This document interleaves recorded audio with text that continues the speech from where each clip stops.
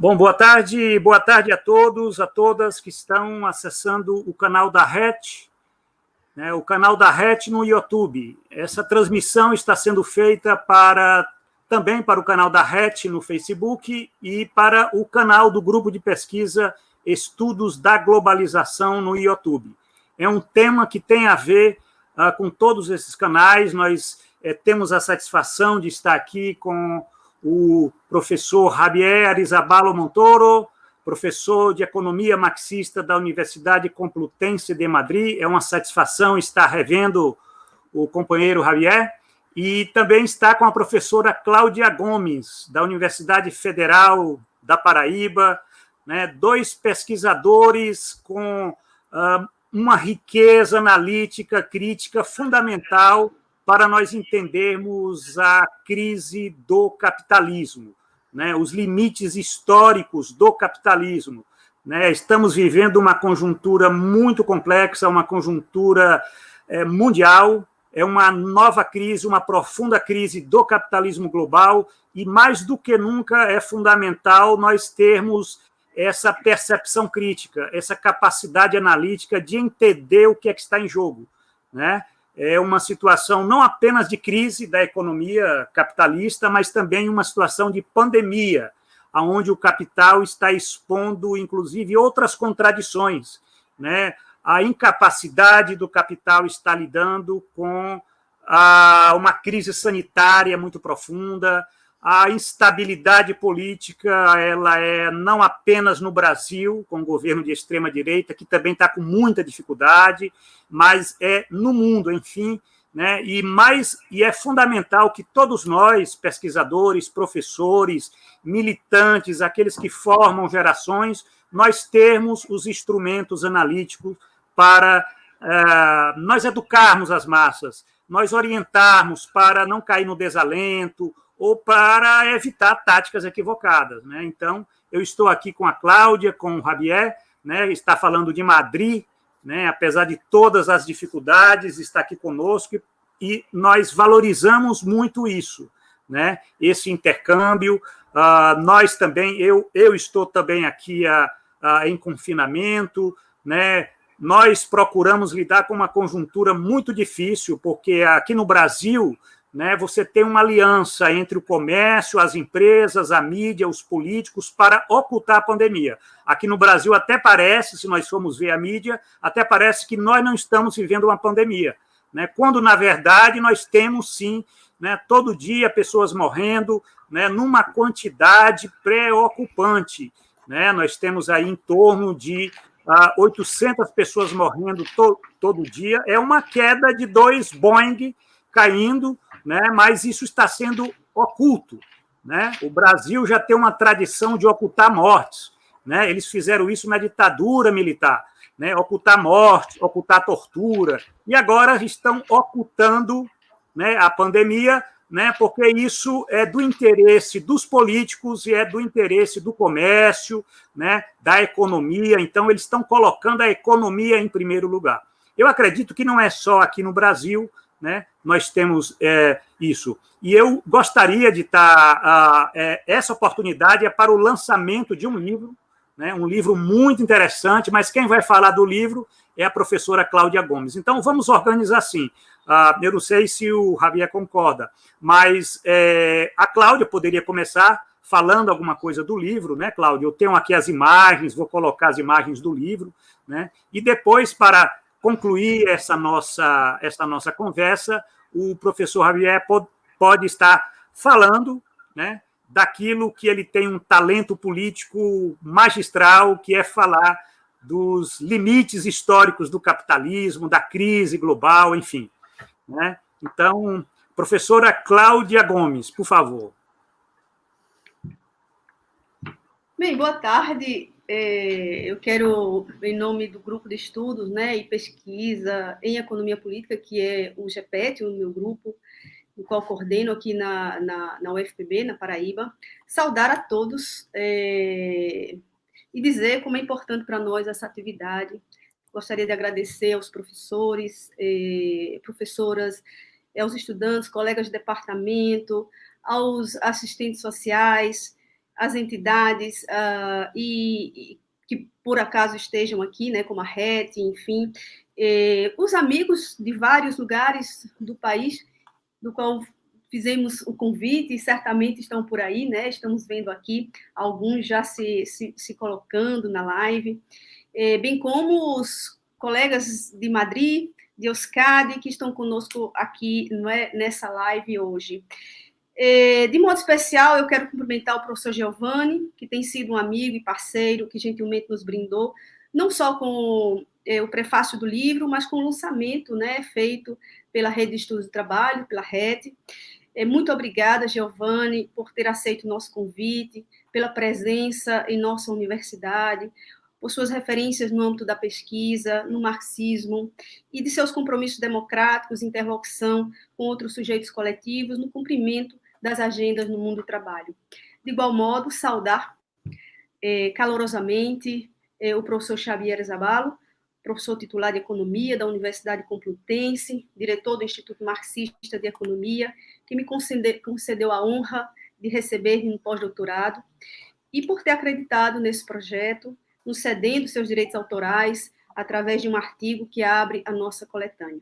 Seus compromissos Xavier políticos, construídos na luta e no debate democrático, representam o conjunto dos trabalhadores e suas lutas, tanto no seu país quanto na pátria grande, que é a América Latina. Muitíssimas graças. Quero enaltecer ainda a participação das autoras do livro, membros do nosso grupo de pesquisa, pelo apoio, disponibilidade em construir junto no cotidiano da pesquisa e no momento em que a ofensiva contra o capital e a ofensiva desse governo contra a universidade pública, ela é brutal. O que nos fortalece, de algum modo, como grupo de pesquisa e como sujeitos coletivos, não é? Então, nesses agradecimentos, não poderia deixar de registrar ainda a parceria, o incentivo e envolvimento na organização dessa atividade das professoras do meu departamento, professora Leidiane Souza e Luciana Cantalice, que são companheiras de ofício, e das lutas cotidianas na universidade e no Serviço Social Brasileiro. Na oportunidade, reitero publicamente os agradecimentos ao meu departamento de Serviço Social e ao programa de pós-graduação, que me concederam a liberação para o pós-doutorado, sem o qual o projeto do livro não seria possível. Por último, um agradecimento à editora Apres, que é a responsável, né, pela materialização do livro, feito com muito zelo e cuidado editorial. O livro está disponível à venda aí no site, né, no site da editora e também nas livrarias do país. Assim que chegarem os exemplares, eu envio para Xavier e enviarei também para Giovanni, ok? Bom, aqui a gente já justifica, então, a agenda das questões que estão presentes no nosso livro, que decorre, efetivamente, de processos de pesquisa acadêmica, cujas temáticas abordadas na perspectiva que tratamos não faz sentido se isoladas da totalidade, mas que dialoga aí com uma linha de reflexão que expressa a análise sobre a crítica da economia política e sua atualidade na odierna crise mundial. Trata-se de um esforço coletivo e representa a continuidade dos investimentos de pesquisa em nível de pós-graduação, tanto a nível de mestrado, doutorado e pós-doutorado, cujo debate intelectual entre os pesquisadores das áreas da sociologia do trabalho, da economia, da crítica da economia política, foram fundamentais para o resultado desse trabalho que colocamos, né, e submetemos ao juízo dos leitores. Pois bem, considerando o caráter sombrio e desalentador que se abre na conjuntura mundial e brasileira, tal qual o Giovanni já inicia essa live de hoje à tarde, né, colocando, a maioria dos textos se colocam como uma exigência acadêmica para responder, para recompor os caminhos históricos e insistir na pergunta política em nosso país, por que o caráter progressivo da experiência neodesenvolvimentista não sucumbiu ao desastre econômico da crise de 2008. Para nós, fica claro o esforço em apreender as contradições que se apresentam nas relações entre o processo de transformação do capitalismo brasileiro nessa quadra histórica, como fundamental para o aprofundamento das formas de enfrentamento e das lutas mais emergentes que nos desafiam na conjuntura atual. Ao incorporar uma série de conceitos que qualifica a dinâmica histórica e estrutural do sistema capitalista, o conjunto dos artigos que compõem o livro permite compreender o lugar da política social no que a gente está chamando de torvelinho, não é? De redemoinho, potencial da crise, do qual o Brasil acabou entrando, não é? E a centralidade das contrarreformas para o sucateamento e a destruição do sistema de proteção social, que foram embargadas ano a ano por financiamentos pífios e expropriadas pelo fundo público com vistas à valorização e acumulação do capital através da dívida pública.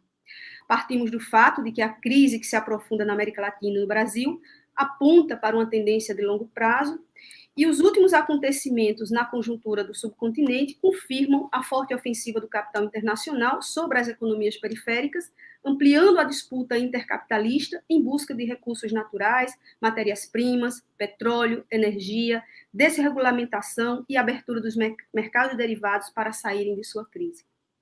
Quando se aceleram todos os processos contraditórios da crise no marco do imperialismo sobre a fração dominante do capital estadunidense e o avanço da ofensiva sobre os trabalhadores, se aprofundam os conflitos e a luta de classe na América Latina. A configuração da crise aberta desde os anos 70 do século XX é determinante na formação de um novo bloco histórico a nível mundial para responder às contradições da acumulação capitalista e seu desenvolvimento histórico atual. Nesse sentido, a discussão sobre a atual crise demonstra a importância do exame da teoria do imperialismo à luz da nova configuração da acumulação capitalista, que na economia latino-americana, em especial no Brasil, assume e reforça o caráter da dependência. Sobretudo com este governo, indubitavelmente, este é um conceito que nos permite observar, pelo viés das relações internacionais, o papel das economias periféricas, que precisa se projetar para fora das suas próprias economias, à procura de novos mercados, de mercados externos. De maneira geral, a gente pode dizer que as relações estruturais da dependência se assentam no movimento internacional de capitais, em especial na figura dos investimentos diretos estrangeiros e na sujeição tecnológica. A conjunção desses mecanismos integram de forma subordinada as economias latino-americanas à economia mundial. No Brasil, como se sabe, o desenvolvimento capitalista é marcado por relações entre economia primária exportadora, modernização conservadora e desenvolvimento e subdesenvolvimento, que aparece como uma dinâmica recorrente ao longo da história. Um dos aspectos centrais refere-se ao forte controle hegemônico que exerce o capital estrangeiro sobre a burguesia nacional e que, integrada ao aparato estatal, produz uma espécie de amálgama de interesses de diversas ordens entre as frações da classe dominante. É de fato incontestável que o Estado brasileiro, desde sempre, esteve a defender abertamente tais interesses e obrigado, por antagonismo, a enfrentar-se com as lutas e reivindicações dos trabalhadores, campesinos, movimentos sociais em geral. Nesse sentido, a crise que se aprofunda no Brasil hoje é mais um capítulo nefasto da história do país, que não se esgotou em 2002 com a vitória do presidente Lula. O reconhecimento das mudanças que foram processadas é inequívoco, mas o desdobramento da crise de 2008 impulsionou as linhas de força entre o Estado e as frações de classe do bloco governante, traduzindo mutações dentro da ordem social dominante do capitalismo brasileiro. Essa argumentação está pressuposta no livro e é reforçada com a constatação de que o ajuste neoliberal conduzido no país desde Fernando Henrique Cardoso traduz um conjunto de perdas em grande escala para os trabalhadores, uma forte ofensiva às suas organizações, que, associado ao contexto da crise mundial, representa a peleja do capital para enfrentar a acumulação neste momento de seu desenvolvimento histórico.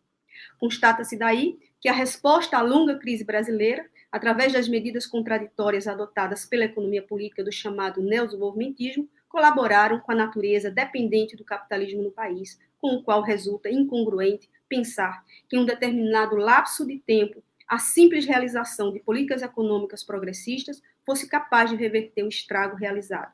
A despeito das boas intenções e dos conteúdos e critérios políticos da era Lula, cuja complexidade jaz como uma promessa irrealizada de nação. Portanto, o livro está organizado em 8 capítulos. O primeiro deles é de Xavier, né, amigo e camarada no Brasil.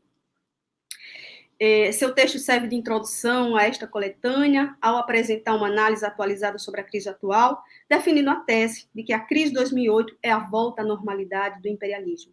Nessa live, ele vai apresentar sua análise e poderemos discutir um pouco o tema do livro, a crise e os limites históricos do capitalismo. Também apontamos no livro para uma análise sobre Brasil e América Latina, como eu vinha falando, né? Procurando recuperar os principais aspectos que denotam as bases do desenvolvimento capitalista no subcontinente, cuja pilhagem neoextrativista induziu um reensaio neodesenvolvimentista no último decênio, o que, obviamente, está pautado no processo expansivo de reprimarização das economias, que favoreceu a inserção dos países periféricos no mercado mundial, com a alta do preço das commodities, insinuando uma mudança de contexto socioeconômico após algumas décadas traumáticas de estagnação e desnacionalização do aparato produtivo na região. E em função dessas condições conjunturais que foram possíveis os ganhos pontuais conquistados pelo chamado ciclo neodesenvolvimentista na América Latina e no Brasil. De autoria de Ana Carolina Nogueira, a gente também traz no livro uma análise sobre a particularidade do capitalismo brasileiro, tomando como referência o caráter da Revolução Burguesa Brasileira, à luz da categoria gramsciana Revolução Passiva, onde Ana Carolina, a partir da sua imersão nos estudos gramscianos sobre tradutibilidade, enquanto recurso metodológico para compreender a particularidade da Revolução Passiva brasileira, na experiência nacional, procura, com esforço de síntese, demonstrar que desde 1930 se concretiza a transição do padrão hegemônico por meio da articulação pelo alto entre as oligarquias agrárias e a burguesia industrial nascente no Brasil. Sua afirmação é de que esse movimento se desenvolve por meio de uma revolução-restauração. Ao atualizar o debate, considera que as amplas alianças realizadas pelo PT, aliado às condições econômicas e políticas a favor de um programa de contra-reformas, reatualizou o caráter transformista da Revolução Passiva brasileira. A autora Jéssica Mello nos brinda com uma sinopse de sua dissertação de mestrado, onde avalia, a partir das pautas sociais, tanto do governo Lula e Dilma, como essas pautas conseguiram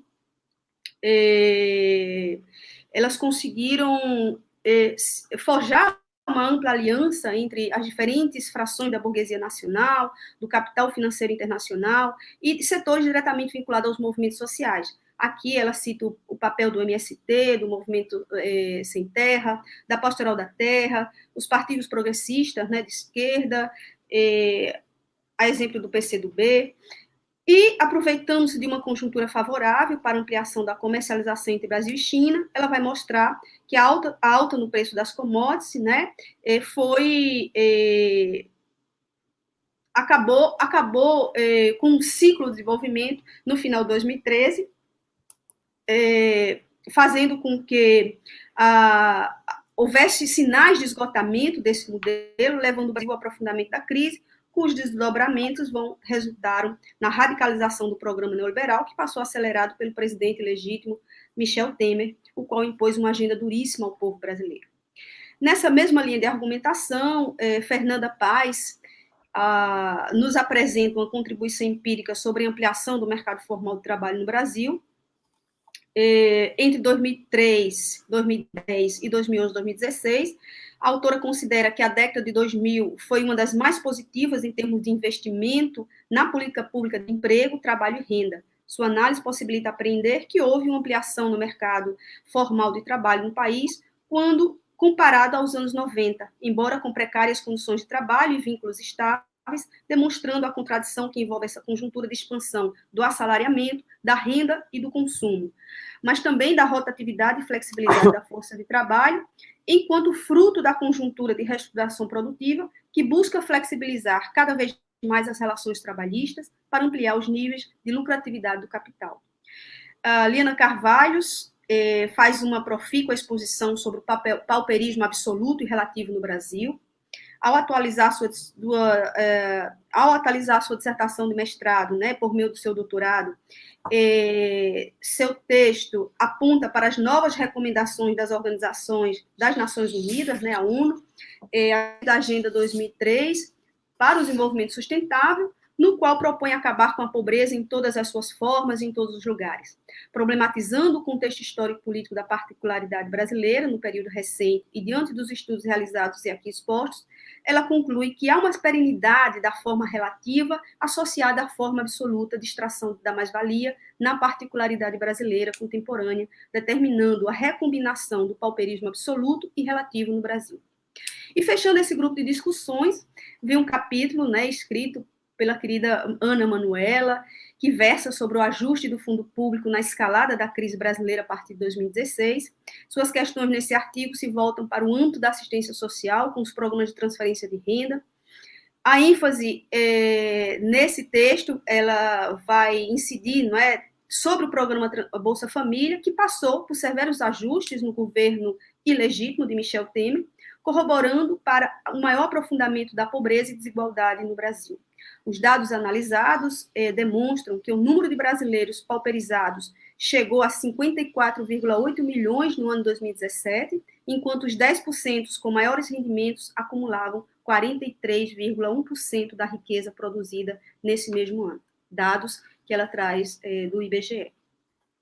Por fim, o capítulo que encerra essa coletânea trata da particularidade da pauta de gênero no período que cobre a década dos anos 2000, escrito pela companheira Leidiane Souza.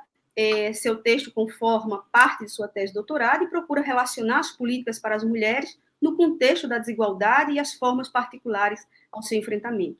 Parte do pressuposto de que a articulação entre economia e política inviabiliza avanços reais no tocante à igualdade para as mulheres, ainda que diante de avanços formais que resultaram das lutas feministas e de uma abertura institucional na temática de gênero.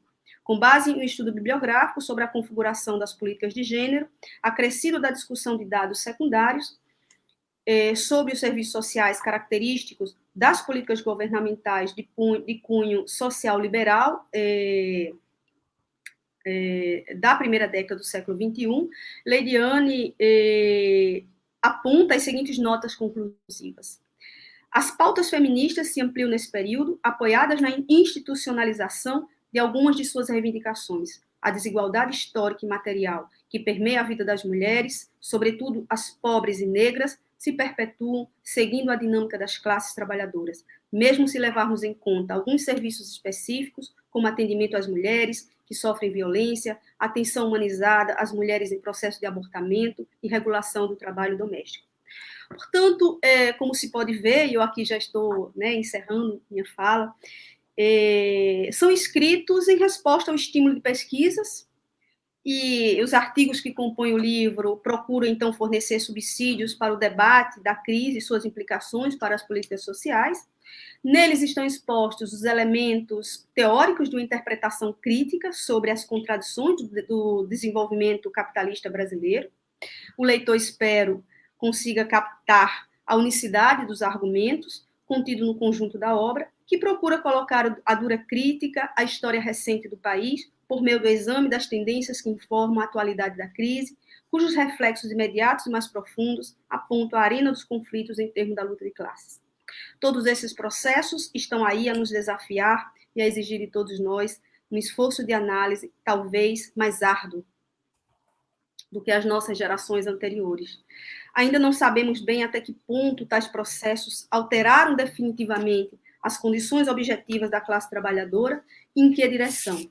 Não temos uma teoria do Brasil contemporâneo que seja hegemônica entre a esquerda brasileira e, na minha opinião, eu posso dizer que a gente está em voo cego, imersos em uma crise política profunda, talvez a maior desde a abertura democrática, e a história está a exigir de nós respostas imediatas. E, de certo modo, temos hesitado em enfrentar questões tão difíceis, tão radicais e tão complexas. Mas a disjunção está aberta, premida pela luta de classes. Ou a enfrentamos, ou o desfecho representará mais um golpe duríssimo para os trabalhadores no Brasil. Eu quero, então, agradecer imensamente, me colocar à disposição, né, o livro foi apresentado, né, aí, e ele é resultado, obviamente, dessa interlocução também benfazeja, né, em Madrid, junto com Giovanni, junto com Xavier, e quero agradecer imensamente, em nome do grupo, a generosidade de ambos, não é, por topar aí participar desse processo para a gente simples, né, singelo, a gente não traz aí nenhuma grande teoria que seja capaz de aportar novas questões, mas que para o grupo é um projeto importante e a gente agradece imensamente a colaboração e a participação de vocês. Então, fico à vontade aí para ouvi-los e participar de alguma maneira do debate. Muito obrigada. Passo para a Giovanni. Obrigada, Giovanni. Cláudia, assim, parabéns pela bela exposição. Né? O livro é um livro fascinante. Eu estou até curioso, esperando aí a versão impressa, porque ele é uma reunião de pesquisas, de artigos, de temas que são fundamentais para nós fazermos a crítica do capital na forma como se objetiva no Brasil. E numa perspectiva, eu diria, multidisciplinar, porque o prefácio escrito por um sociólogo, um artigo de um economista, pesquisadores do serviço social, dialogando sempre nessa perspectiva crítica. Né? Então, a rede de estudos do trabalho tem essa satisfação de estar abrindo espaço e estará sempre aberta, né, para o teu grupo de pesquisa, para essas questões que são candentes e fundamentais hoje no Brasil. E, sem mais delongas, eu vou passar a palavra para o professor Javier, né, mais uma vez agradecendo ele, né, o professor Javier, pela disposição de estar conosco, né, numa situação muito difícil, uma situação, uma pandemia que, de um certo modo, nós resistimos. Né, nesses pequenos espaços, mesmo virtuais, estamos abrindo espaços para a reflexão crítica. Então, queria agradecer ao Javier e obrigado por estar aqui conosco, Javier. Boa tarde, como está? É um prazer muito grande para mim de estar aqui com vocês. Eu desejo a primeira coisa dizer muito obrigado, Cláudia, Giovanni e todos, pelo convite para fazer parte do projeto do livro, mas também para fazer parte da fala de hoje. Bom, é verdade que a situação é muito complicada. Eu desejo começar a minha intervenção reproduzindo um breve texto, um curto texto, no mês de setembro do ano 2019 foi publicado um documento de um organismo intergovernamental que é integrado pela Organização Mundial de Saúde e também pelo Banco Mundial. Isto é, duas organizações muito relevantes da perspectiva da arquitectura, do institucional, do imperialismo a escala mundial. E no texto se pode ler o seguinte: enfrentamos a ameaça real de uma pandemia fulminante, sumamente mortal, causada por un patógeno respiratorio que pode matar de 50 a 80 millóns de persoas e destruir quase o 5% da economía mundial. Unha pandemia global desa escala sería unha catástrofe, desencadeando o caos generalizado, a instabilidade e a inseguranza. O mundo non está preparado. Isto é o que o Banco Mundial e a Organización Mundial de Saúde falan no mes de setembro do ano 19. Eu acho que é muito significativo porque é verdade. O mundo non estaba preparado. E o mundo continuou sem estar preparado. Mas eu acho que debemos ser máis precisos. É dizer que non é o mundo o que non está preparado, mas o mundo capitalista é o que non está preparado. Eu diría que non podería ter sido preparado, porque toda a cuestión que nos falamos normalmente da pandemia como se fose non nós, mas moita xente, eu acho que o que nós poderíamos chamar a versão oficial fala da pandemia como se fose unha coisa que chegou do céu, e non é verdade. Isto é moito importante. Mas, primeiro, eu falarei disto, mas primeiro eu acho que é importante dizer que cando nós falamos da pandemia, nós estamos falando dunha situación na cual hoxe já sabemos que há moito máis que 1 millón de mortos en todo o mundo. Nós sabemos que as cifras, as datas, son subestimadas. Se nós falamos do punto de vista do PIB, o propio Fondo Monetario Internacional fala de que a queda do PIB será de máis do 4%, 4,4% fala agora. Nacións Unidas falaban já no mes de junho de que foran perdidos aproximadamente o equivalente a 400 millóns de postos de traballo só durante a primeira mitade do ano. Entón, a destrução sanitaria, a destrução económica, social é indiscutível. Mas, do meu ponto de vista, é muito importante deixar claro que a secuencia que normalmente nos falan é unha secuencia, non sei cual é a palabra en portugués, tramposa, engañosa. Porque non é verdade que a crisis económica e social sea a consecuencia da pandemia. Como eu falei previamente, dunha maneira como se a pandemia fose a variável independente, unha cuestión exógena ao proceso da acumulación capitalista, e non é verdade. Porque a secuencia verdadeira, real, começa con o fato de que nós estábamos já nunha crisis. Toda a retórica que falaba de que a crisis que explosionou, que estallou nos anos 2007, 2008, era coisa do pasado, revelouse que non era a verdade. Nos anos 2014, 2015, reiteradamente falábase de isto, ¿no? de que a crisis era a cosa do pasado. Mas a realidade é que nos anos 2017, 2018, 2019, o Fondo Monetario Internacional, por exemplo, falaba recurrentemente de que había nubarroes no horizonte.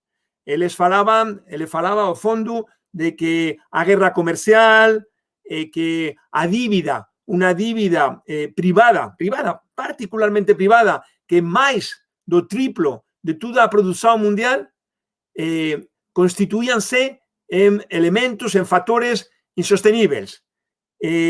A crisis estaba já. A crisis de 2007-2008 nunca foi definitivamente ficada atrás, non era coisa do pasado. Nos podemos mesmo que falar dunha clase, dunha sorte de crisis crónica do capitalismo. Crisis crónica do ponto de vista de que se nos falamos, hoxe estamos no ano 2020, se nos falamos pensando nos últimos 50 anos da economía mundial, nos podemos verificar que non foi nenhum período, nenhuma fase, nenhuma pequena fase que podería ser calificada como unha fase expansiva, de crecimento e tudo isto. Isto é moito significativo. Non fa tantos anos que se falaba da trayectoria dos ciclos de longo prazo, de 40, 50 anos, o Kondratiev, o Mandel falando das ondas e tudo isto. E a realidade mostra hoxe que non há nenhum fundamento para falar de que o capitalismo reprodúcese dunha maneira cíclica no longo prazo, mas que o fato é que há unha continuidade na crise.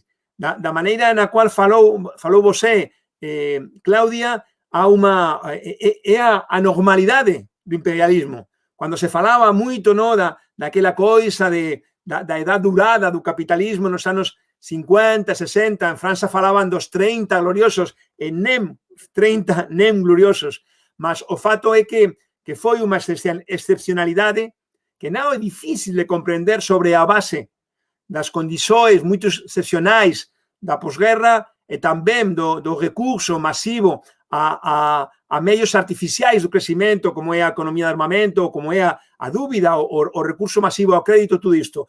Mas para tornar ao momento actual, eu desejo dizer que o fato é que non é a pandemia a causante da crise económica e social, mas no sentido contrario é a crisis crónica do capitalismo e todas e cada unha das políticas que acompañan esta crisis, que son a destrucción programada dos servizos públicos e moito particularmente os servizos públicos de saúde, que é a precarización laboral en todo o servizo público, tamén particularmente no servizo de saúde, como no ensino e todo isto, e tamén todos os programas de pesquisas que non procuran o bem-estar da população, que só são dirigidos pelo objetivo do lucro. Isto é muito importante, porque finalmente nós podemos verificar esta coisa que fa mais de 20 anos que falaban, mesmo que premios Nobel, quando falaban de que a indústrias multinacionais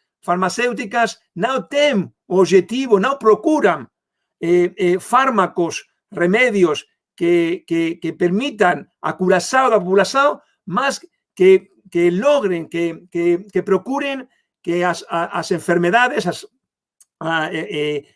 fiquen con un carácter crónico, porque nós falamos do punto de vista do bem-estar e falamos dos pacientes, mas eles falan dos clientes, que ten o objetivo de fidelizar aos clientes da mesma maneira que noutros sectores da economía, da produção, da lógica capitalista. Então, é muito importante dizer que non é a pandemia a causa da crise social e tudo, económica e social, mas que é a crise crónica, a crise latente, a que provoca que a pandemia tiña a magnitude que ten. Porque non é o mesmo falar dun patógeno respiratorio que falar de máis dun millón de mortos, que falar de toda a destrucción do emprego, do salario, das condições laborais e tudo isto que nós verificamos hoxe en todo o mundo. É moito distinto. Então, cando nós falamos de pandemia, nós estamos falando da pandemia dunha magnitude que é ligada directamente,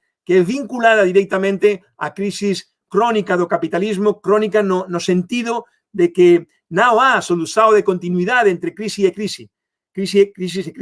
Então, eu acho que é muito importante esta precisão para nos situar no quadro no qual devemos falar do punto de vista da caracterização da situação mundial, mas também do ponto de vista, naturalmente, da intervenção que debe se derivar dessa caracterização do ponto de vista de o que fazer. Então, é muito importante a caracterização da situação prévia do ano 2020. Eu acho que pode ser resumida de uma maneira muito simplificada, é verdade, mas para falar hoje, para falar agora, eu acho que, em primeiro lugar, nós podemos verificar que, de uma maneira cada vez mais marcada, as condições de vida da maioria da população em todo o mundo, praticamente todos os países do mundo, é objeto de questionamento, é objeto de impugnação. Nós verificamos, isto eu acho que pode ser bom formular numa maneira mais teórica, mais teoriquinha, que é sobre a base da noção do conceito de forças produtivas. É un conceito muito manipulado que muitas vezes é asociado e ligado só á cuestión da productividade. Mas há cuestións diferentes. Unha coisa é a productividade, o rendimento do traballo. Isto é un conceito, unha caracterización teórica técnica, o rendimento do traballo. Isto é a productividade, mas a productividade nós podemos dizer que é a condición necesaria, é a condición precisa, mas non o suficiente. Porque a realidade é que hoxe, anteriormente á pandemia, nos verificamos cada día o fato de que a distancia entre as posibilidades materiais que alcanzou a humanidade gracias a productividade de traballo e a realidade das condições de vida da inmensa maioría da população mundial, a distancia é cada vez maior. Isto é importante porque finalmente nós estamos falando de que toda a ilusão de que o capitalismo pode ter novos relanzamentos, novos redespliegues, que é possível novas fases de crecimento no cuadro das quais o bem-estar fique asegurado, toda a retórica do capitalismo bom, do capitalismo civilizado, capitalismo progresista, capitalismo con rostro humano, são puras cuestións propagandísticas. A realidade é que antes da pandemia o proceso non é de unha sistematización do desenvolvimento de forzas productivas, mas exactamente o contrario. O contrario, a sistematización cada vez maior de procesos de destrução de forzas productivas. Que sao, é verdade, as crisis, que sao, tamén as guerras, o saqueio, o pillase dos recursos naturais. Vocês, en América Latina, coñecen moito ben esta cuestión, mas tamén, e sobre todo, a desvalorización da forza de traballo. E isto non foran cuestións excepcionais, mas nós debemos dizer que era máis ben a regla ou a pauta habitual, a norma, non? Entón, eu acho que é moito importante como primeiro dato, mas há un segundo dato, moito importante, que é o fato da resposta, da resistencia. Pode ser que nós olvidemos un poquinho, esquecemos un poquinho o ano 2019, mas o ano 2019 foi moito, moito significativo. Nós podíamos dizer, por exemplo, que no mes de febreiro, na sexta, 23 de febreiro, explotou a revolución en Argelia. Argelia, depois de 60 anos de partido único e todo isto, os jovens particularmente saíron á rúa para se mobilizar durante moitas semanas seguidas. Depois viñeran Irak, Líbano, Hong Kong, Francia, o caso, por exemplo, aquí no Estado español, a mobilización pela defensa do sistema de seguridade social, dos aposentados, dos aposentamientos e tudo, continúa hoxe, mas o mesmo, particularmente en América Latina, podemos falar do Ecuador, podemos falar da Bolivia, podemos falar da resistencia en Venezuela, e moito, moito particularmente e moito, moito significativamente do caso do Chile. O caso do Chile é moito, moito representativo. A explosión social que existiu a partir do día que será no próximo domingo, un ano depois, o 18 de outubro, foi moito importante, e hoxe, un ano depois, a explosión, a revolta, eu acho que como elementos verdadeiramente revolucionarios non ficou detenida, non ficou interrumpida.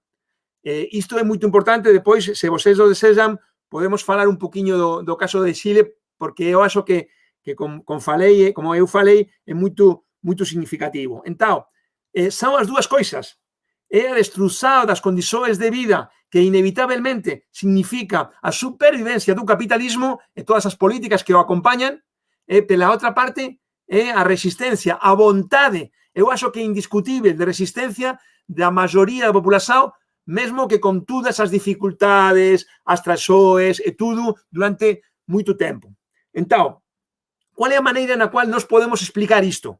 Bom, eu acho que há un requerimento, moitas veces no campo das ciencias sociais, do análisis social, se fala, eu acho que pouco menos de que se nós tivésemos todos os datos, as datas, sosiños, completan a explicación. Isto non é verdade. Nós precisamos de teoría, nós precisamos de historia. Nós precisamos encuadrar históricamente os procesos. Non pode ser explicado o levantamento popular en Chile sen considerar o que significou a mal chamada transición, a interminável transición, como vocês en Brasil, como nós, no cuadro da monarquía en España, e todo isto, con toda a experiencia de luta e de resistencia moito complicada durante a dictadura, e particularmente como a experiencia do proceso revolucionario dos anos 1970, 1973, porque iso sei que é completamente indiscutible que en Chile existiu unha revolución chilena, e se vos, como eu,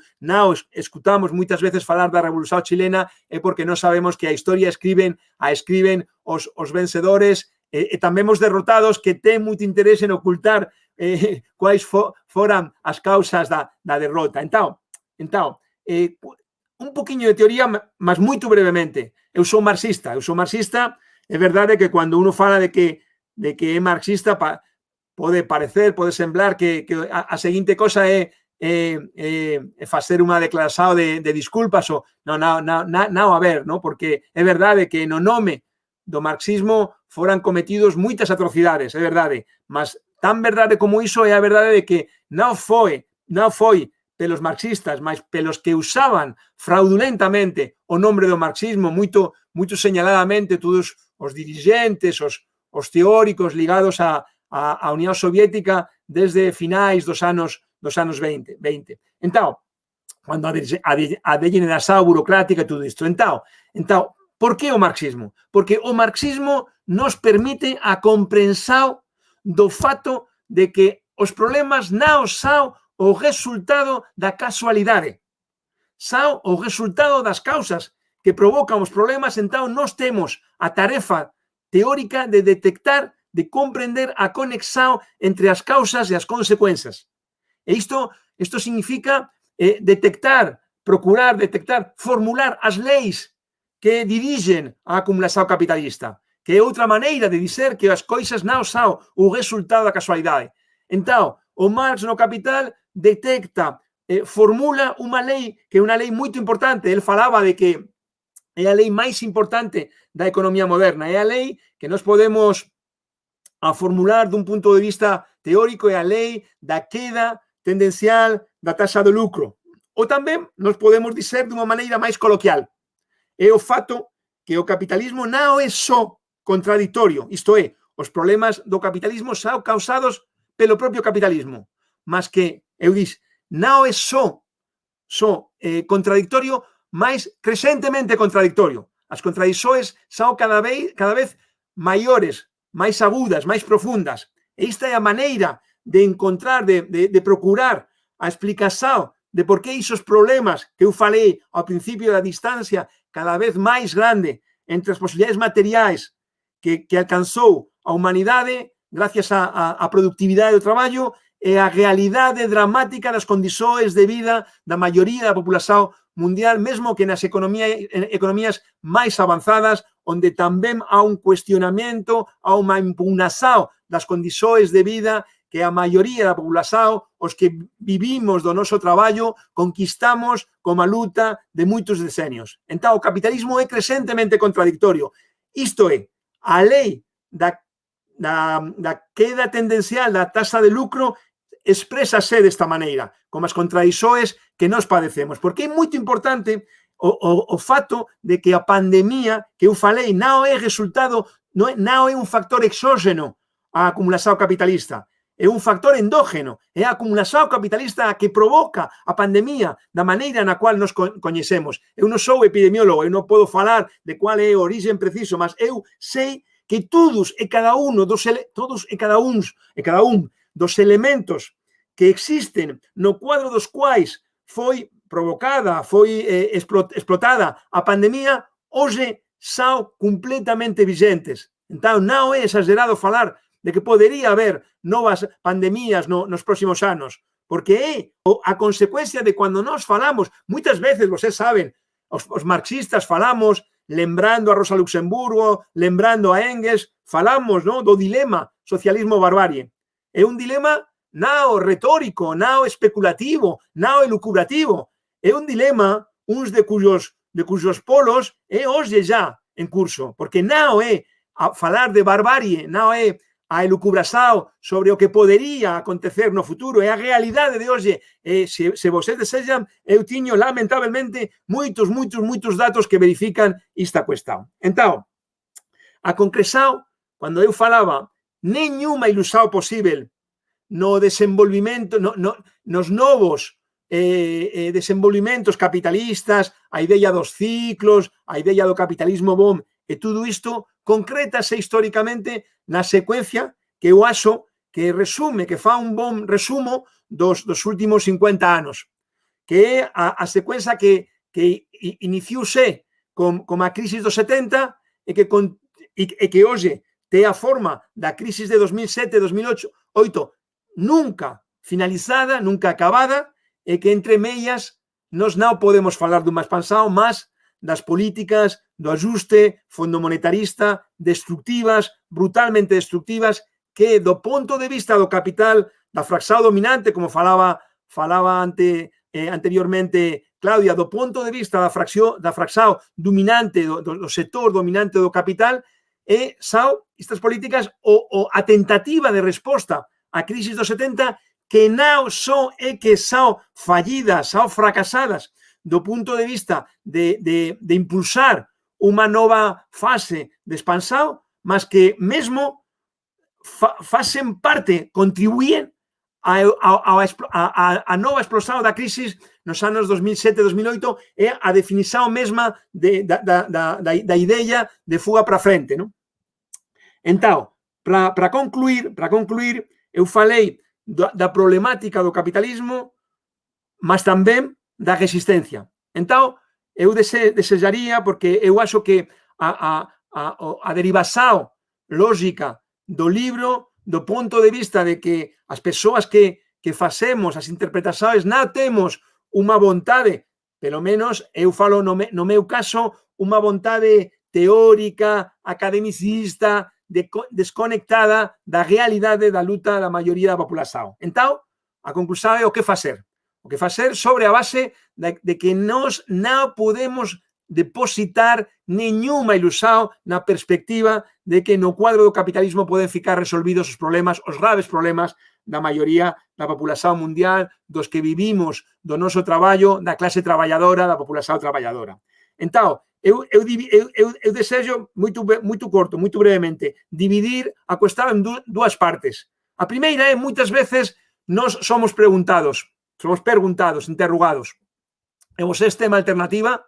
A resposta é muito clara, certamente, nós temos alternativa. Temos uma alternativa que permitiria, que facería posible que hoxe todas as posibilidades do desenvolvimento das forzas productivas ligadas ao aumento da productividade dos traballadores concretaranse nunha mellora verdadeira, efectiva das condições de vida. Isto é muito claro. Eu escribí un libro no ano 2018 falando dos ensinos, das lições da experiencia da Revolução Rusa. É muito significativo, non é o momento de que eu fale disto moito tempo, mas é muito significativo porque bastou, foi suficiente que as clases traballadoras liberaranse das clases parasitarias, os latifundistas, os capitalistas, os grandes capitalistas, para que automáticamente moitas cuestións ficaran resolvidas. A cuestión da terra, a cuestión da paz, a cuestión da plena igualdade da muller na vida pública e tudo. Entón, é verdade que moitas outras non poderían ter sido resolvidas nos días, nas semanas, nos meses inmediatos, entre outras razóns, porque a Rusia era unha economía moito atrasada, a productividade era moito baixa. O resultado da dependenza, da subordinação, do lastre, da cárrega que era o vello régimen zarista e todas as institucións ligadas á Iglesia Ortodoxa, as superstições das iglesias e tudo isto. Mas eu non desexo facer unha identidade. Obviamente as realidades son distintas, mas há elementos de analogia como punto de partida desta experiencia e outras en relación con as posibilidades. A conclusión é moito sencilla, é moito fácil de explicar dunha maneira moito resumida. Hoxe, a humanidade ten capacidade máis que suficiente con que só traballando todas as persoas que poden traballar sen desemprego, sen parásitos que non traballan, pudendo facer. É evidente que hoxe o que realmente é interesante para nós, para o noso benestar, que é os alimentos, a roupa, a vivenda, a moradia, o transporte, a saúde, o ensino, a cultura. Hoxe, o que precisamos, a populación, é posible de ser producido só con unha xornada semanal de 3, 4, 5 horas. O é posible materialmente. Hoxe é posible isto materialmente. É verdade que no cuadro da sociedade capitalista a realidade é que há persoas que traballan 50, 60, 70 horas e moitos desempregados. A OIT fala de que há máis de 200 millóns de desempregados anteriormente á pandemia.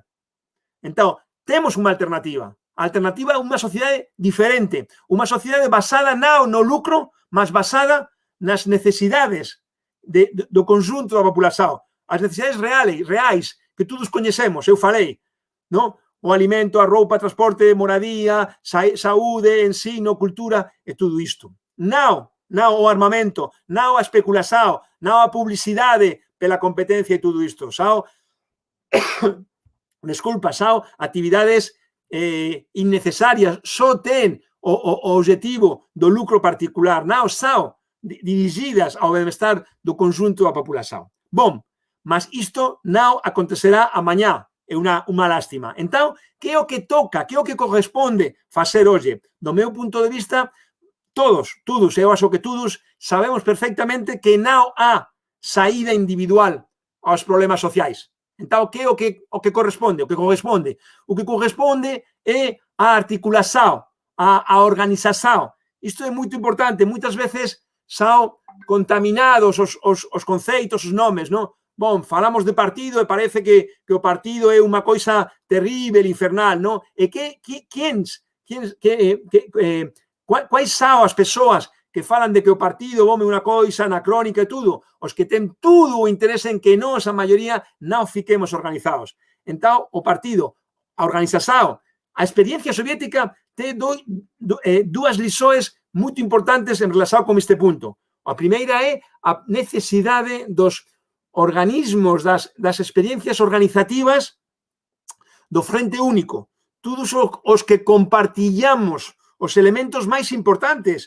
Hoxe, por exemplo, un elemento que todos deberíamos, eu acho, compartillar é que todos e cada uno dos recursos das nações deben ser orientados para a luta contra a pandemia e para a luta contra o desemprego, contra a problemática social.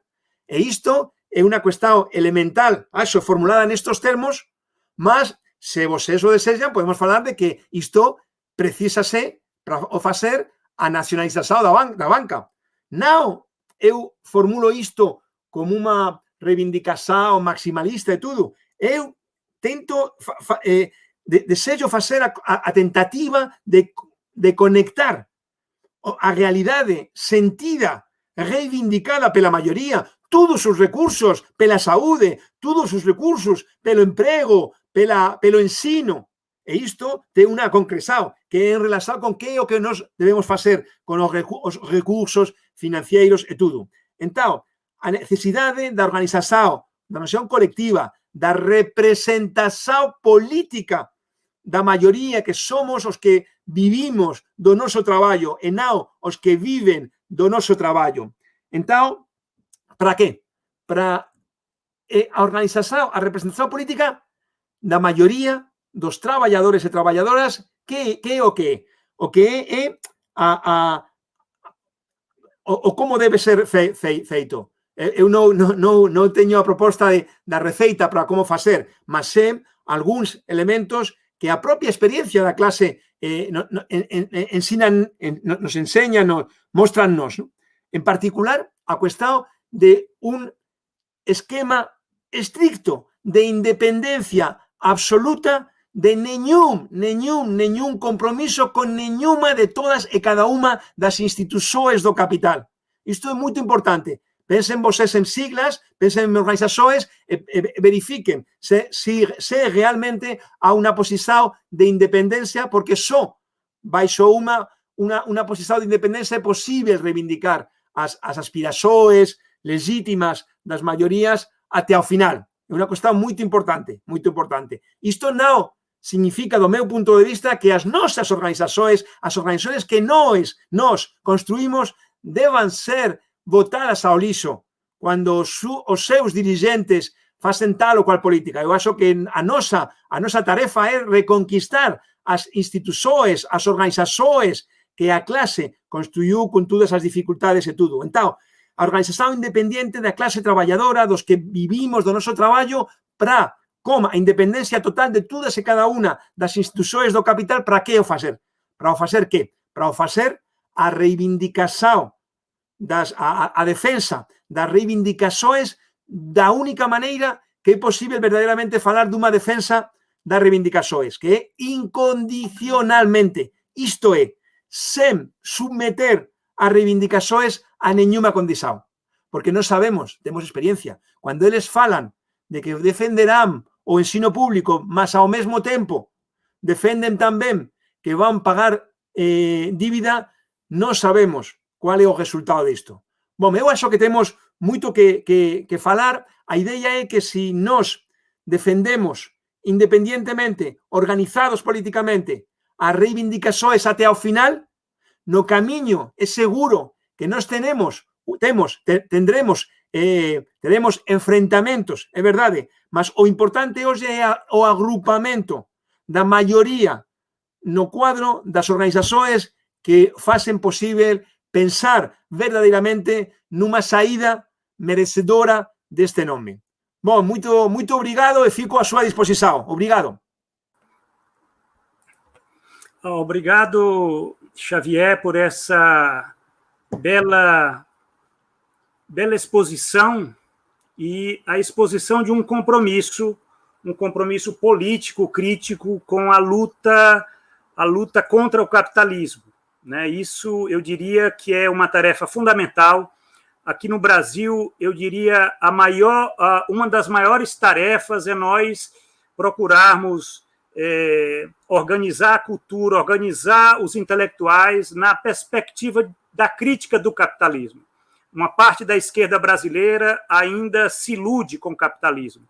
Uma parte da esquerda brasileira ainda, de um certo modo, ela alimenta a ilusão que nós podemos, quiçá, voltar a uma nova fase neodesenvolvimentista, onde a gente possa estar reformando, né, o capital.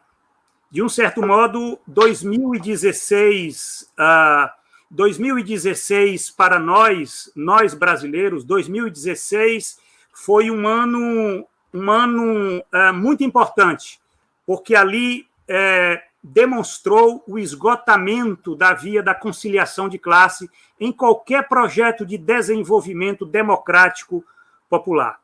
Eu diria que é necessário nós, e eu estou falando aqui dos intelectuais, né, daqueles que organizam a cultura, né, a universidade ela tem um papel importante, né, os sindicatos, as associações, nós todos que estudamos e procuramos organizar a cultura, nós temos que estar fazendo essa disputa ideológica, né, contra intelectuais, professores, né, youtubers, ou pessoas que têm uma importância na organização da cultura, né, para a necessidade de abandonar as ilusões com o capitalismo.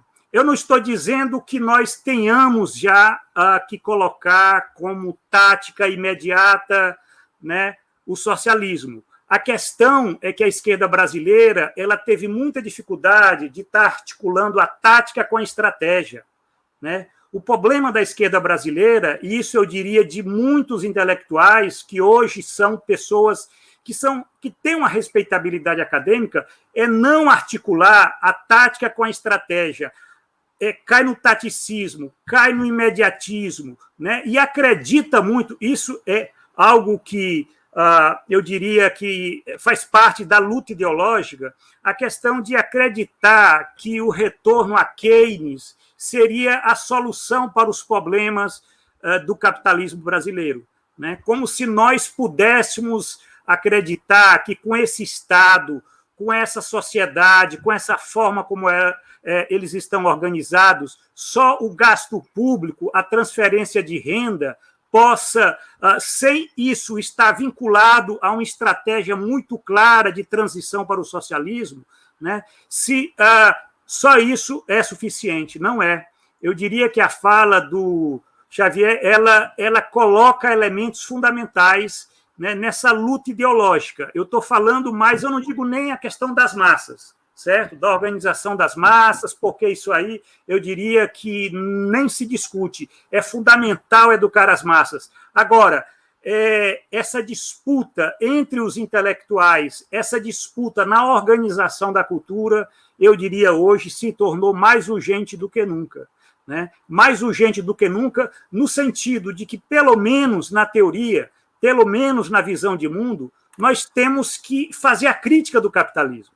Né? E eu vejo muitos camaradas de esquerda, camaradas progressistas, camaradas que fazem oposição a Bolsonaro, né? Muitos desses camaradas, eles, nas entrelinhas, eles acreditam que meramente um governo de centro-esquerda, um governo de esquerda até, certo?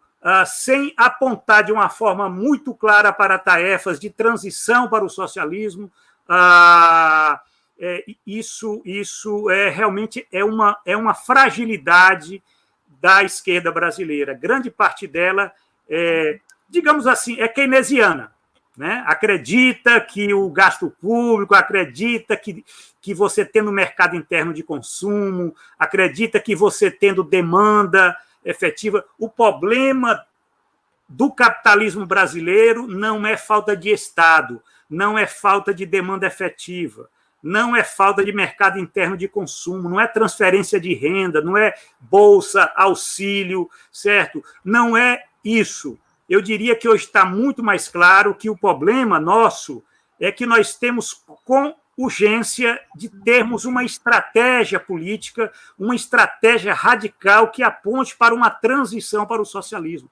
Temos que fazer essa disputa. A extrema-direita já está fazendo essa disputa, por incrível que pareça. A esquerda ainda não assumiu essa tarefa. Eu digo a esquerda política, né, a esquerda social, aquela que, de um certo modo, durante 10, 12, 13 anos apoiaram os governos de Lula e Dilma, certo? 2016, gente, foi, como se diz assim, um ditado aqui no Brasil, o fim da picada, certo? Quando a gente fala o fim da picada, significa que daqui para diante, certo? Nós não podemos ter mais ilusões. Né? Ter ilusões é luxo. Nós podemos ter sonhos, mas não ilusões. Ilusões com esse Estado capitalista, ilusões com essa política capitalista, e isso significa que a luta vai ser longa e vai ser árdua, e temos que estar preparados. Fazer a disputa política na tática, mas pensando na estratégia, no horizonte, e educar as massas. Eu diria que tem uma parte da esquerda, Javier, que ela tem muita dificuldade de falar em socialismo para as massas. Tem muita dificuldade, inclusive dentro da academia.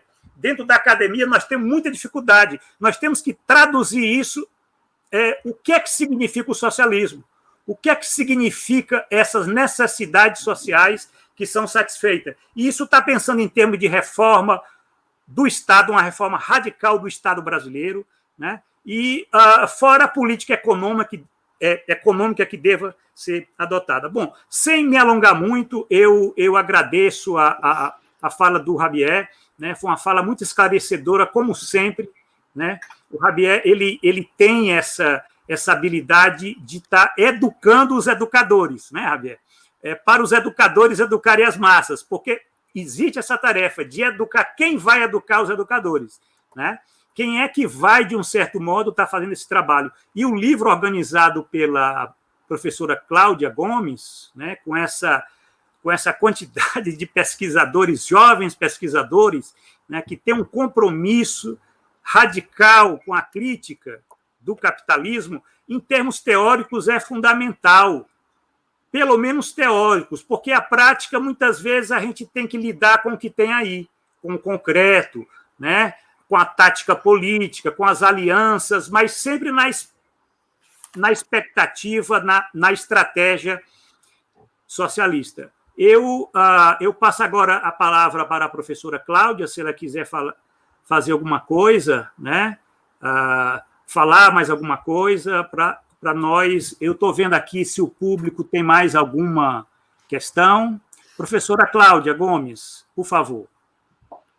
Bem, de fato, é é verdade que as questões que nos traz Xavier, dizer que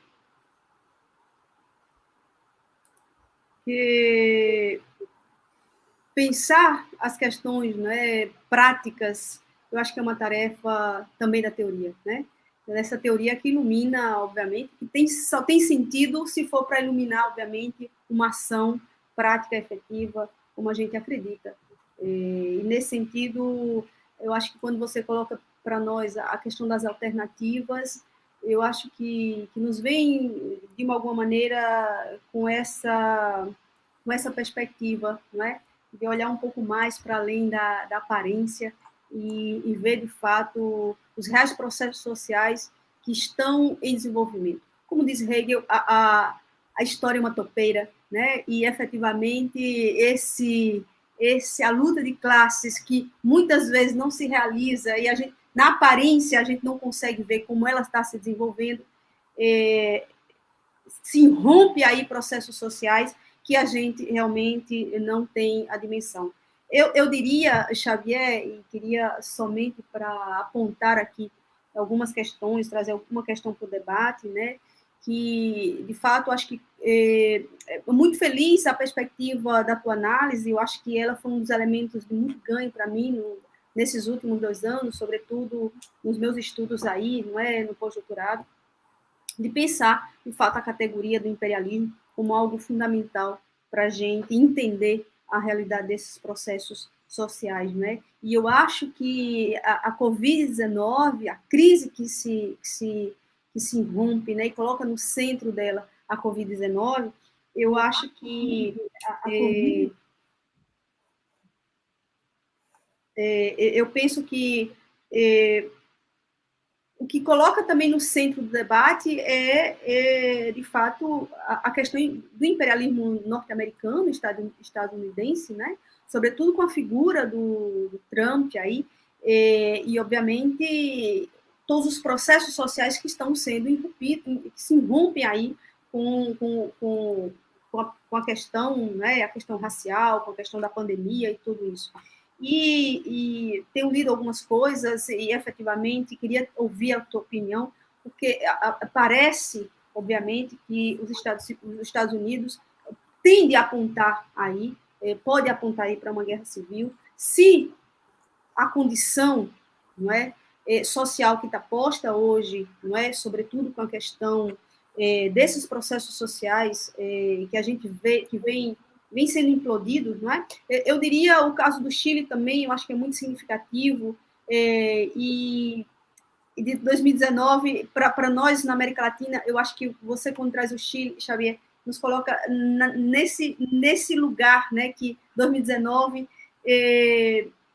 revolução, processos de insurgência, né? Eu acho que o Chile foi muito significativo para todos nós, que vinha aí, né, de um período de governos progressistas, de captura, né, governos reformistas e tal, e de pacificação da classe trabalhadora de maneira geral, né, e de ofensiva, sobretudo aí, com a pauta central da questão da reforma da Previdência, que no Brasil passou, e uma vergonha, porque passou de lavagem, né, assim, sem muita resistência, o governo conseguiu emplacar aí a reforma da Previdência de forma brutal. E o Chile demonstra para a gente um processo de resistência que para nós, eu acho que era muito significativo. Lamentavelmente,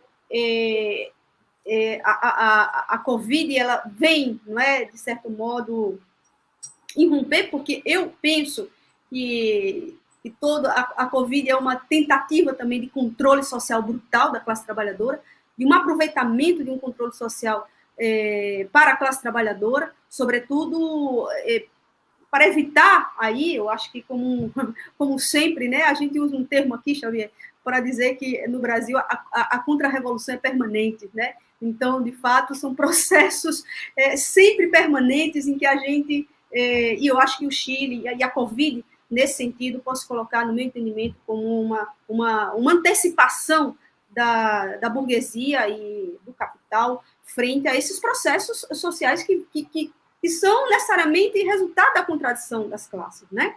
E eu acho que os Estados Unidos, nesse sentido, não sei se é forçação de barra pensar que a gente vislumbra aí tentativas de guerra civil nos Estados Unidos, mas também se é possível dizer, eu queria te ouvir, porque eu sei que você é um cara da conjuntura mundial, que está aí, né, antenado com a conjuntura mundial, se a crise da classe dominante pode tentar utilizar a pandemia como se fosse uma espécie de implodir aí com a Covid-19 uma terceira guerra mundial.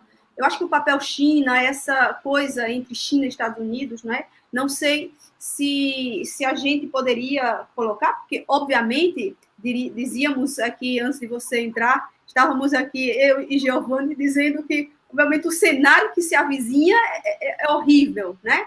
O cenário que se avizinha para os próximos anos não é nada bom. E, lamentavelmente, a Frente Única no Brasil e na América Latina, eu diria no Brasil muito mais complicado, talvez na América Latina seja possível, as experiências da Argentina aí demonstram claramente uma possibilidade disso, mas a Frente Única no Brasil, de fato, Xavier, seria uma alternativa importante, mas é preciso que a esquerda brasileira, de alguma forma, possa se reorganizar nessa direção que você aponta, que é da independência da institucionalidade. Que a luta política da esquerda brasileira nos últimos anos foi a luta política institucionalizada, seja pelos movimentos sociais, seja pelo movimento de mulheres, de maneira geral, houve uma institucionalização das lutas políticas no Brasil, não é? E essa independência que você coloca, não é? Ela é fundamental para que a classe trabalhadora possa, de fato, se organizar e construir um projeto alternativo que coloque no centro do debate, no centro da vida política, os interesses da classe trabalhadora, não é? E eu suponho que, ojalá, não é, que a gente consiga encontrar uma saída e uma alternativa realmente que venha a somar para além dos interesses da via eleitoral, que obviamente no Brasil é a pauta política da esquerda restrita à via eleitoral. E, enfim, que não é só da esquerda, eu sei brasileira, mas acho que a gente vive, de alguma forma, um processo de crise política a nível mundial, da classe trabalhadora, não é? Organizativa, digamos assim, não da classe trabalhadora, mas uma crise política da organização da classe trabalhadora. Então, é isso. Então, terminar agradecendo, quero aproveitar, então, agradecendo a participação de todos e, mais uma vez, a participação de vocês, pela generosidade e, enfim, a todos que estão aqui, né, que estão compartilhando com a gente essa tarde, para nós isso é importante. Muito, muito obrigada. Cláudia, só mais uma coisa, o livro vai estar à disposição, onde é que as pessoas podem estar adquirindo o livro? O livro está disponível na página da editora da Apres, também está disponível na Amazon e nas livrarias de maneira geral, já está na Amazon e também já está nas livrarias, distribuído aí nas livrarias do Brasil de maneira geral, tá bom? Certo, agradeço muito a disponibilidade e a participação de vocês. Obrigada. Não, eu é que agradeço, e só uma questão aqui que eu queria colocar para o Javier, só uma coisa rápida, se ele está acompanhando a conjuntura da Bolívia. Vai ter eleições agora, né? Quais são as expectativas, no caso das eleições na Bolívia, Javier? Eu não sei se... Posso falar 5 minutinhos? Sim, claro, claro. Está bom, porque vocês falaram de coisas muito, muito importantes, não? Por exemplo, quando você, Cláudia, falou da questão do imperialismo, não como só a expressão do ponto de vista que nós poderíamos chamar colonialista, mas também do ponto de vista do estadio capitalismo caracterizado, entre outras coisas, e isto é ligado, como que você falou, Giovanni, da falsa ilusão keynesiana, porque o fato eu acho que pode ser muito gráfico para os companheiros e companheiras, não? É que o mercado mundial, como é? Grande ou pequeno? E provavelmente nós, na primeira instância, falaríamos, é muito grande, 7.500 milhões de pessoas, 200 países e tudo. mas a realidade é que o gigantesco mercado mundial é pequeño do punto de vista das necesidades do capital. É unha maneira de verificar o carácter anacrónico do capitalismo, mesmo que con o mercado mundial tan grande é pequeño do punto de vista da posibilidade de que o conjunto dos capitais que ten a aspiración de ser valorizados en ele podan efectivamente o facer. Isto é moito gráfico. E per isto é pelo que há guerra comercial e guerras das outras e tudo isto. Entón, falaba unha compañeira, no, do emprendedorismo e tudo isto, eu desexo falar sobre isto na perspectiva seguinte. Toda a retórica do emprendedorismo é retórica, é propaganda. Normalmente o que camufla é a realidade de situações nas quais o conteúdo social da relación económica é un conteúdo salarial, mas non é recoñecido jurídicamente como salarial e per isto as condições de exploración son moito máis profundas. Eu acho que é importante facer esta distinción, porque o que o ensino do marxismo é precisamente a distinción entre a esencia, relación salarial e exploración e a manifestación que pode ser como a forma, aquí falamos dos falsos autónomos, os emprendedores e toda esta cuestión, ¿no? É un tema importante porque é verdade que a fragmentación da clase do punto de vista das formas productivas é unha dificultade, mas é só unha dificultade, non pode ser a excusa para non facer o que corresponde. Entón, você falou, Giovanni, eu acho que é moito interesante da cuestión de como nos podemos colocar a cuestión do socialismo e tudo. Mas eu tentei de facer a diferenciación entre o plano no cual nós teóricamente podemos falar perfectamente de que nós temos unha alternativa, temos unha perspectiva e simultaneamente, mas do punto de vista do día a día, o fato de que eu acho que há un referente como o cual nós é seguro que non poderíamos nunca nos confundir, que é a defensa das reivindicações. Esa é a diferencia. Cando acontecen os problemas? Cando dirigentes, organizações da clase depositan ilusões de que é possível facer unha gestão progresista do capitalismo. Você falou muito bem, Giovanni, quando falava de que a ilusão dunha cogestão, dunha conciliação é completamente irreal. Hoje é só unha maneira de ficar ligados dos pés e das mãos da clase operaria para lutar pelos seus verdadeiros intereses.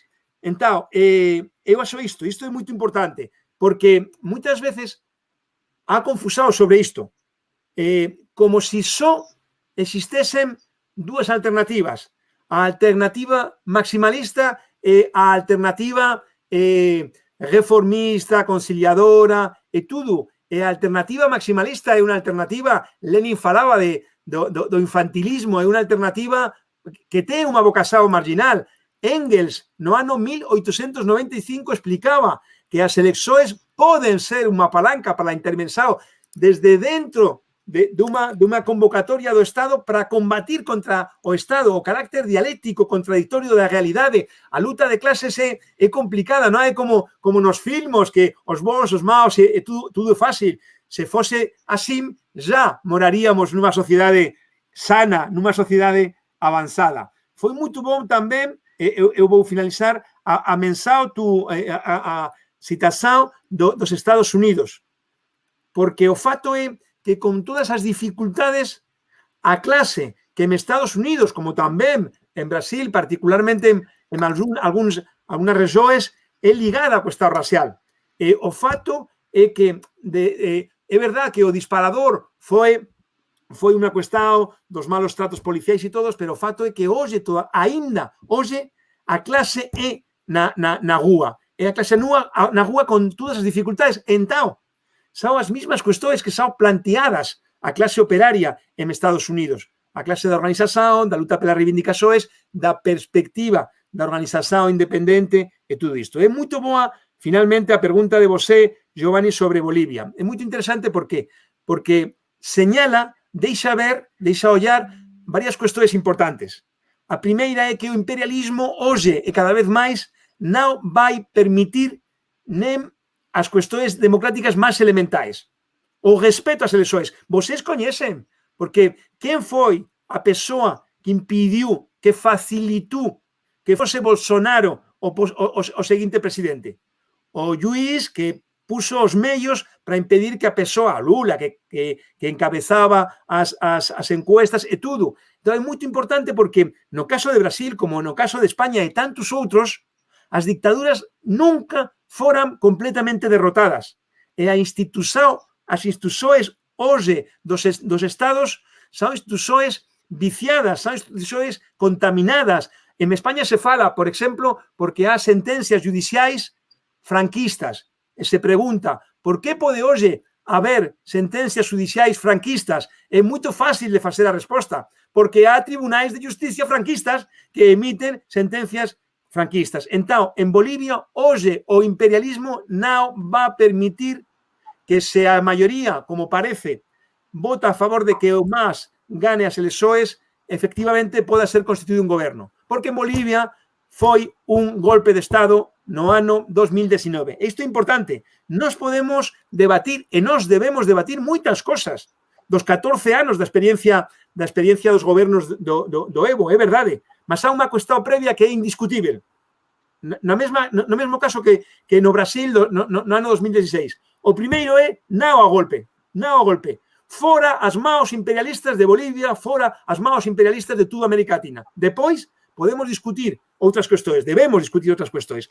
Então, eu acho que não é só, o interesante de Bolívia não é só que os sondeios sejam encabezados pelo MAS, é também as mobilizações na rua num contexto que o Estado oligárquico, subordinado, sometido ao imperialismo boliviano, está mostrando a súa cara completamente. A súa cara completamente. Então, eu acho que é muito importante não só as eleições, a posibilidade do triunfo, que eu acho que não seria respeitado, mas também a mobilização na rua. Isto, finalmente, o que revela, do meu ponto de vista, é que as espadas están no alto, que não está fechado, que todos aqueles, finalizo, todos aqueles que nos falan, muitos dirigentes, bom, a sociedade ficou direitizada, nós não podemos fazer nada. É uma profecia autocumplida dos que não desejam fazer nada. A vontade da resistência, mesmo que todas as dificuldades, a repressão, as traições e tudo, da maioria, eu acho que é fora de discussão. Então, há um fato muito importante, é que quando nós falamos, Giovanni, de socialismo, não falamos de socialismo como um desejo, mas falamos de socialismo como unha necesidade. E a clase operaria, a maioría, é como un organismo vivo e ten instinto de supervivencia. Tentaremos de ayudar ao instinto de supervivencia, participaremos, faremos parte da nosa clase para tentar de abrir unha verdadeira salida. Perfeito, Javier, perfeito.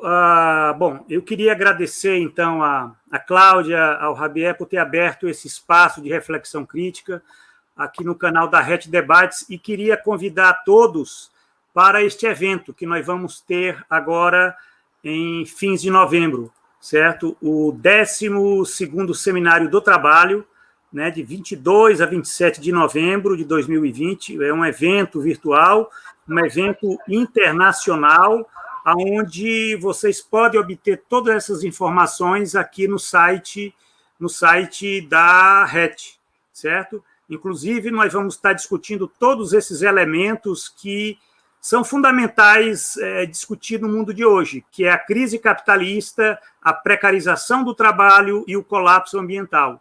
Né? É um evento, é um espaço que nós queremos, de um certo modo, estar divulgando para que nós possamos, né, aprender muito. Tem uma série de pesquisadores, nós vamos ter pesquisadores da Argentina, Portugal, Estados Unidos, México, né? E o próprio professor Javier Montoro vai estar conosco, né?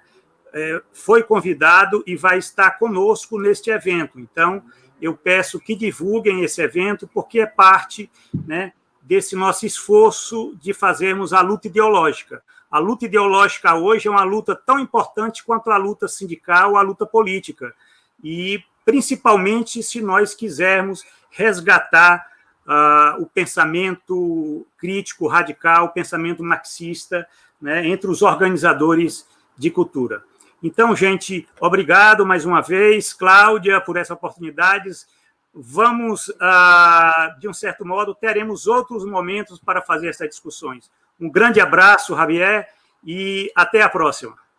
Até a próxima, obrigado. Obrigado. Muchas gracias. Prazer. Muchas gracias, Xavier. Chao, agur. Chao.